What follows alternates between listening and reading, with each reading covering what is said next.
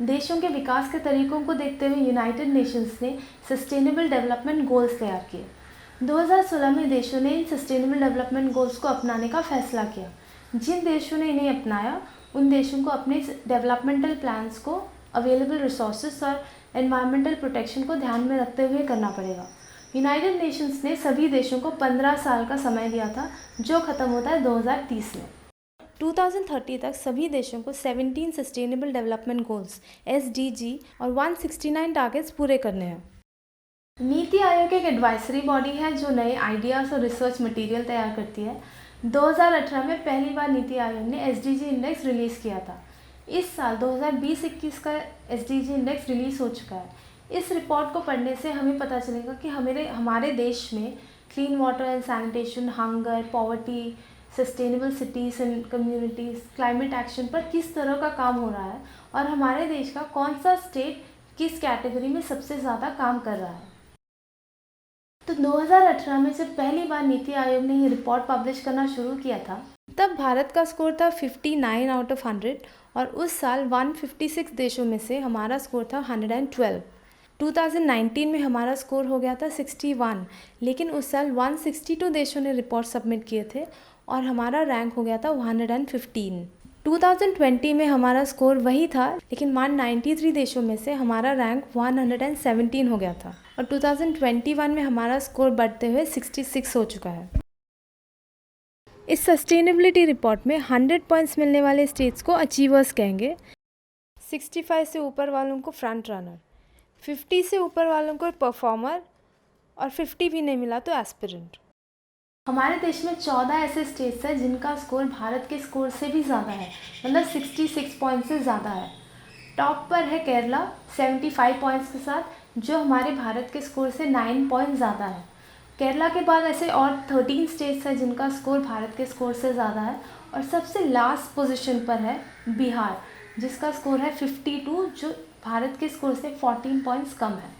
अब नज़र डालते हैं गोल्स पर, लेकिन सिर्फ उन गोल्स की बात करेंगे जहां भारत ने या तो बहुत अच्छा परफॉर्म किया है या तो बहुत ख़राब।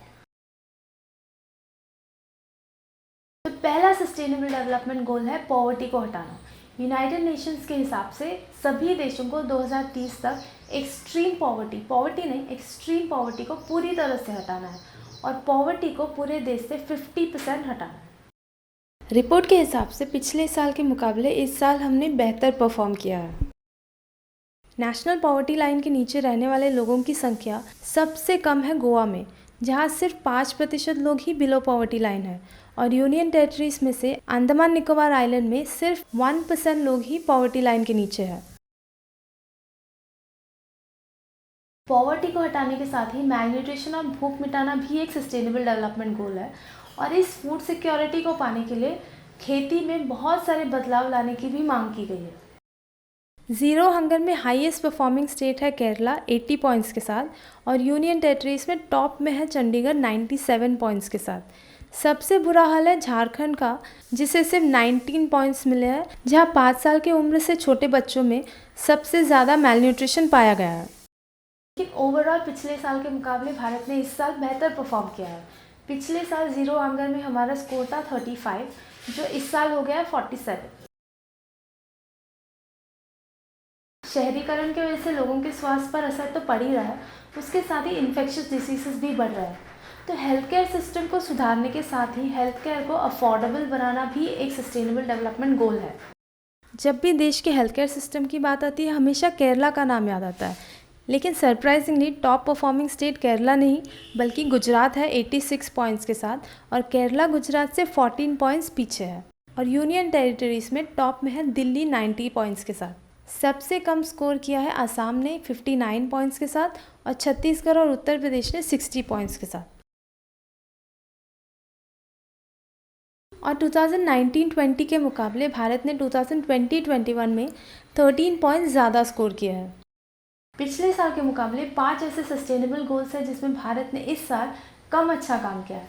क्वालिटी एजुकेशन में भारत को इस साल 1 पॉइंट कम मिला है, क्लीन वाटर एंड सैनिटेशन में 5 point, work in economic growth में 3 point, industries innovation and infrastructure में 10 पॉइंट और क्लाइमेट एक्शन में 6 पॉइंट कम मिला है।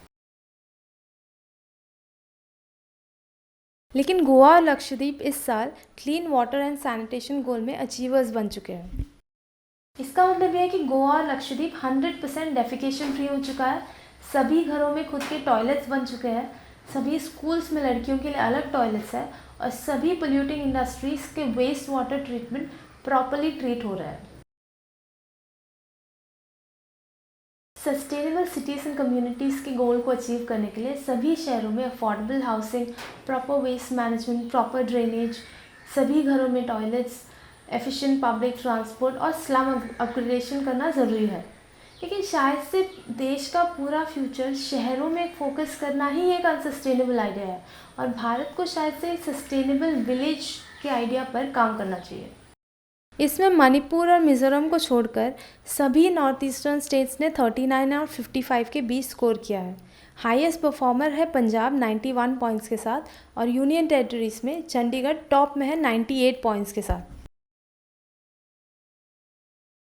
नीति आयोग ने क्लाइमेट एक्शन गोल को 5 इंडिकेटर को एनालाइज करते हुए तैयार किया है। नेचुरल डिज़ास्टर मैनेजमेंट और मिसमैनेजमेंट के आंकड़े, रिन्यूएबल एनर्जी और एलईडीज़ का ज़्यादा इस्तेमाल और पोल्यूशन की वजह से हो रहे मौतों को एनालाइज करते हुए राज्यों को पॉइंट्स दिए गए हैं।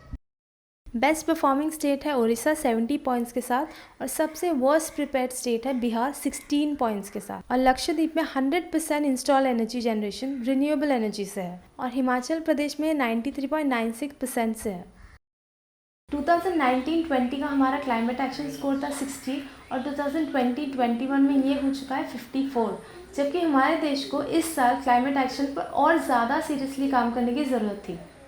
ऑलरेडी 5.5 साल गुजर चुका है और हमारे हाथ में है 8.5।